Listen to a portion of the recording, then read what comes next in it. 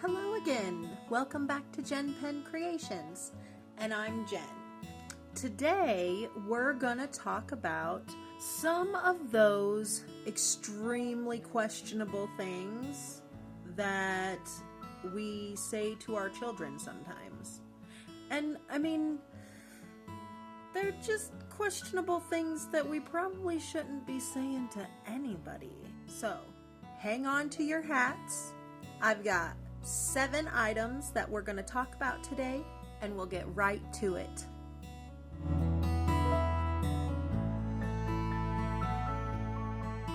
So, jumping right in, we are going to start with number 7. Okay, so it's about using baby language. Goo goo goo goo ga ga ga ga. Okay, that's okay and fine and dandy to use to an infant who does not understand words yet. Baby language is not okay to use with any child or person or human, anybody over the age of 2. It's okay to use with your dog, your cat. They really are perpetual 3-year-olds if you have a pet. Me and my boyfriend have a cat, and she is old and mean, but she's our kitty, and we love her. And we can talk goo goo goo ga ga ga baby language to her all day long, and it's okay. With infants and toddlers, because they don't really know what words mean yet, it's okay to ask them if they want their milky, or if they have their blankie and their boo boo boo boo ba ba ba ba. Okay, that's okay. If they're 3, you ask them if they would like some milk. And if they come to you and say, "Grandma, can I have some milky?" You look at them and you say, "I will get you some milk in your cup in just a second." Or, "Of course you can have some milk. It is called milk. Can you say it with me? Milk." And then they usually will say it back and you say, "Yay! Congratulations, we said milk." And they get so excited that they said the word the right way that they'll say it the right way most of the time. All the time, actually, once they learn. They really do. Children who go to school and use baby words for things like cuppy and milky and waddy, a lot of times their teachers don't know what they're talking about. It's kind of sad, but they get made fun of from other kids for not knowing the proper words for things. And it's one of those things that as a parent, you should not want that for your kid. You shouldn't. Baby language is one of those things that needs to stop around 2.5 and 3 years old so that they can grow up to learn the real words and what things mean and not get made fun of in school. So that moves us on to number 6. I was told as a child to never, ever, ever question authority. I have grown to believe that children should always question authority. Always. If they have any kind of questions about why they're doing something or what they're doing or what they're being told they need to do, if they have a question about it, answer it. Don't tell them they're not allowed to question authority, because when they can't question authority, it opens them up for abuse by an adult. Keep that in mind. Okay? We'll move on to number 5. Ever heard of those women on social media, boy moms, and how overly affectionate they are with their children? Don't do that. That's gross. It is absolutely disgusting. None of us want to be raising a Norman Bates. Okay? It's just gross. And if you think about a man doing that and acting like that towards his daughter, wouldn't you think that there was some sort of abuse going on? Because that's what that is. It's gross, overly affectionate abuse. Don't do that. Which actually leads us into number 4, lack of affection. Telling your child to go away. I mean, leave me alone, I'm gaming. Or, leave me alone, I'm putting on makeup. Leave me alone, I'm talking on social media, I'm on the phone. Something like that. Children need our attention and they need our affection. If your child does not get your attention when they're 3, they're going to choose to not talk to you and not get your attention when they're 13 because they don't think that they're important enough to you to really consider talking. Give them the attention they need and they deserve when they're very, very young, when they're 2, 3, 4, 5, 7, when they're saying, hey mom, look at this weird thing that I know you're really not interested in, but I am super interested in it. So please look at this thing. Take a fucking hot second and look at it. Pay attention to that kid so that that child knows that you are there.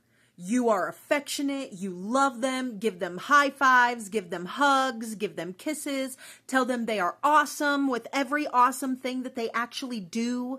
Even if it's just picking up a beautiful rock and wanting to show it to you, or they finally was able to do a somersault. Dude, that first somersault, that is an accomplishment for a child. And you need to be rooting them on like their biggest fan, because guess what? You are their biggest fan.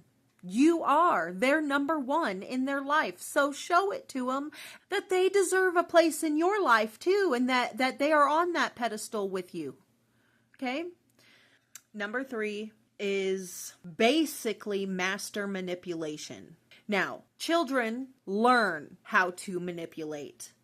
However, they learn that from an adult who manipulates them. Now, saying things to them like, if you don't do this, then you don't love me. That also goes back to questioning authority. And they should always be able to say, well, why do I have to do that? Because it doesn't feel like you love me if I have to do that. So sometimes, like when my kids were questioning chores, kids are going to question you, even on things that, are important that they really do need to do, like learning how to do dishes and clean their laundry and keep their house clean, take out the garbage and keep their bedroom clean and, make sure that they don't trip and fall on toys and hurt themselves. Kids are going to question it. 2 of my daughters questioned me about the fact that I was on my computer most of the day. I was going to college online. They were the ones doing the dishes that day that I was doing a final exam for college, and I had spent most of the day in my room on my computer. And they were doing the dishes, and they were very sad that they had to do the dishes, and mom just sat on her butt all day long. Well, mom doesn't just sit on her butt all day long. This is the time when your child questions you and, why do I have to do the dishes? Well, you have to sit down and tell them, because if you don't learn how to do dishes, then you cannot keep yourself and your family clean and safe. If you're eating off of dirty dishes, you can get diseases like thrush. Now, my children did not know what thrush was. And if you don't, I'm just going to tell you the same thing that I told my kids. Go to Google. Type in thrush and look at images. You'll make sure you get your dishes clean. You will, because it's gross. So when your children ask why they have to do chores, give them real answers, okay? Even if it's gross and they have to go look up thrush images on Google, make them do it. Because you know what? It'll teach them that keeping themselves clean and healthy is a good thing, okay? They also need to learn that, taking out the trash is something that needs to happen, or you're going to get maggots and gross flies and ickiness all over your house. Your house is going to stink and you're going to stink. You got to do your laundry or you're going to stink like body odor. It doesn't matter how many showers you take. If you're taking a shower and putting on dirty clothes, you're going to smell like BO. Gross, right? Nobody wants to smell like a bag of onions, or even worse, nobody wants to smell like that. And nobody wants to be around somebody who smells like that. So, teaching our children why we do things. Every time they ask a question, answer it properly. And that leads me into number 2, which is my worst. I hate this one. I hate it. Absolutely. I have never, ever, ever in my children's whole lives did I ever say this to them, because I hated it every time it was said to me. And that was, because I said so. Don't ever tell your children that, because that is the language of turning somebody into a slave. Because you said so. So they have to clean their room because you said so, right? Because they asked why they had to clean their room and you said, because I said so. Well, that's not a good enough excuse. At least not for me anyway. And that just implies that I am your slave, and anything you say I have to do, I'm required to do because you fucking said so. Sorry, fool. That's not gonna fly around here. And it should not fly with children either. You do not own a child. They are not your slave. We as parents were gifted the responsibility of caring for this adult until they can care for themselves. We don't own our children. We are guardians of them. Okay? That's what we are. We're supposed to be protecting them and loving them in this world and teaching them how to be protecting and loving adults to their own children when they grow up. Like I said in a previous video, we are not raising babies here. We are raising adults. Don't talk to your child like they're your slave. They don't do things because you say so. They need to clean their room to keep themselves safe so they don't trip and fall over toys and break their nose or something. Break the teeth in their mouth that just came in. I mean, come on, there are logical reasons why they have to clean their room. Just like I told my kids, there are logical reasons why you have to do the dishes. You have to keep yourself clean. You guys are young and you need to learn how to clean the dishes. If you don't, you get thrush. I would never, ever, ever tell my children because I said so. Because that implies that they are your slave. And you own them as a human. And guess what? We're not supposed to own humans. So, now we'll move on to our number 1. Don't make empty threats to your children. One of the worst things I ever heard as a child, because I was a child who believed everything I was told, especially by an adult, because I was told I wasn't allowed to question authority and they were always right about everything. So when I was told that they brought me into this world so they can take me out, as a child, I was literally scared for my life. Like, I took everything literally. And if you knew the people in my life right now, you would know I still take everything literally, because I'm not expecting a grown-ass adult to look me straight in my face and tell me something that isn't true or real. So, as a child who didn't really know or understand hardly anything going on in this world, the one thing that I knew was that adults knew more than me. And when they told me that they were going to take me out of this world because they were the ones who brought me in, I literally believed them and I was terrified. Do you know what that does to a child? Children take things literally and seriously. Do not make empty threats to a child. Just don't. I watched this girl tell her son that if he didn't stop doing what he was doing, because he was being a booty monster, like kids do. I mean, all kids are booty monsters sometimes, okay? That is the glorious part of being a child. You're allowed to be a booty monster sometimes. And yeah, you'll get in trouble for it, but you don't get put in jail for it or nothing yet, because you're still a child. So, he was being a booty monster, and she looked at him and said, "You do that again, I'm gonna throw you through a fucking window." I looked at her and said, "No, you're not." And she's like, "Yeah, well, if he does it again, I will." And I laughed, and he laughed. And I'm like, look, see, he's laughing. He's laughing at you because you're so not going to throw him through a fucking window.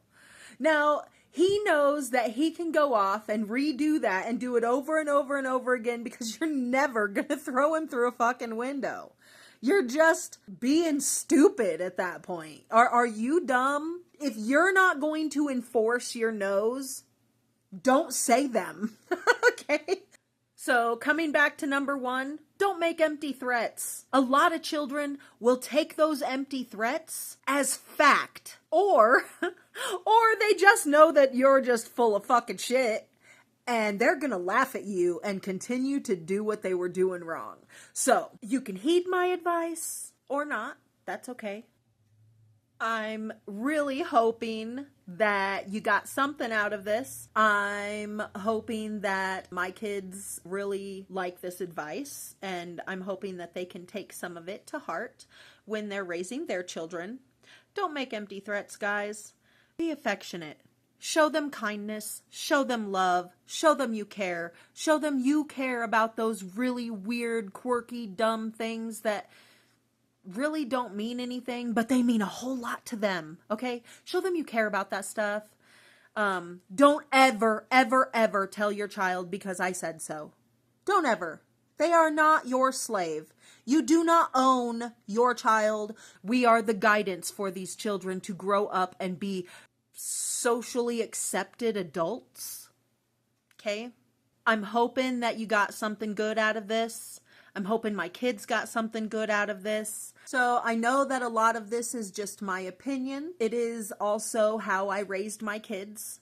And this is the advice that I know that my children want to hear. They love hearing about how I raised them and the little tidbits that they can be reminded of while raising their own babies. And I hope you enjoyed it. Go out and have a wonderful, relaxing day. Do something for you.